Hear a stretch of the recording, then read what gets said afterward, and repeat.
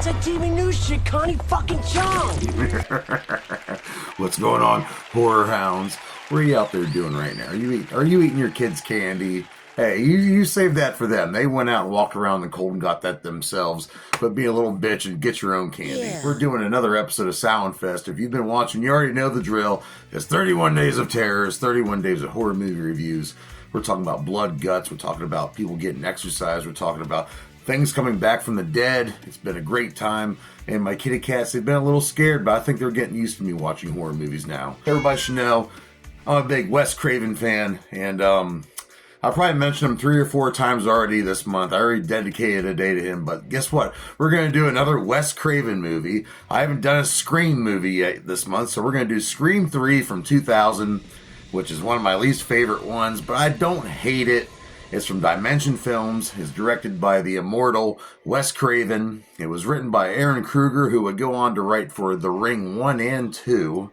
And the budget for this motherfucker was $40 million they were given to make, and it grossed out to be $161 million in the box office, and that's really good. This is a really big franchise, by the way.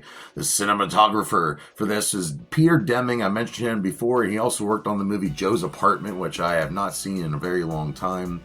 They filmed this in Los Angeles at the CBS Studio Center and at the Paramore Estate, too. And special effects were done by Fantasy 2 Film Effects and Pixel Magic. And they had Gene Warren Jr. in charge of all that shit. Some pretty decent music in that. It fits everything pretty well. I've mentioned this guy before. It's Marco Beltrami. He also worked on World War Z. But yeah, with the Ghostface thing, what is this? It's pretty much... The first movie is about these 2 guys who were obsessed with horror movies, and they pretty much turned their whole town into a horror movie.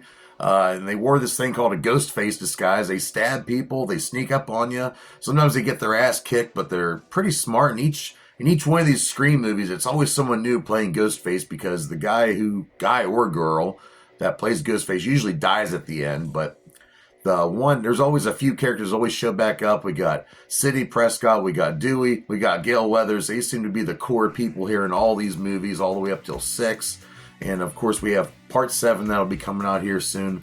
But yeah, every movie is just somebody who's obsessed with horror movies, who has some vendetta against one of the main characters, or the children of the main characters, like you see in Scream 5 and 6. This is a pretty decent franchise. I like the fact that it's very meta, and especially here in Scream 3, because this movie is about this is a movie about them making a movie about the movie we've seen in the past. It's pretty meta, if you ask me. So yeah, it's called Stab 3 inside the Scream universe, and there's been some murders going on in Hollywood, starting with Cotton Weary, who was the suspected murderer in the first Scream movie, who turned out to be innocent, and he gets murdered right away. It's got some cool cameos that come out of nowhere, and you get to see Sidney Prescott, played by Neve Campbell's fine ass, reprising her role, kicking ass along with Dewey and Gale Weathers. So here we go. Who stars in this movie? Well, we have Kelly Rutherford playing Christine, with her boyfriend Cotton Weary, who's played by Liev Schreiber. I love Liev Schreiber. And he turns to Hollywood after becoming famous after the murders in the first 2 movies. Patrick Warburton, everyone loves this guy. He plays Stephen Stone, who's a security guy. We have horror icon Lance Henriksen, playing producer John Milton, who's a scumbag piece of shit. Scott Foley playing Roman Bridger, who's the director of the Stab 3 movie. He's very upset that there's murders going on in Hollywood because they want to shut down the set and he wants to finish his movie. Dion Richmond playing Tyson Fox. Parker Posey, I mentioned her before on the channel, playing Jennifer Jolie, and she's playing Gale Weathers inside the Scream 3, or the Stab 3 movie, excuse me. We have Jenna McCarthy, silly ass Jenna McCarthy, playing Sarah Darling. Patrick Dempsey, he was a big star back then. He's still a big star today. He plays a guy named Detective Kincaid. Chicks love his dick. Courtney Cox playing Gale Weathers. And her husband at the time, David Arquette, playing Dewey. And if you don't know, they were married in real life. They did get divorced, but they're still cool. They still co-parent with each other.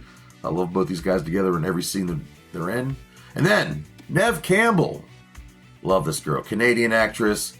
She played this role in the first 4 movies, and she would come back in part 6. And I believe she will be back in part 7, but she's one of the greatest final girls of all time. I don't care what you say. She's up there with Laurie Strode. She's up there with all the other ones that we like to talk about and hype about.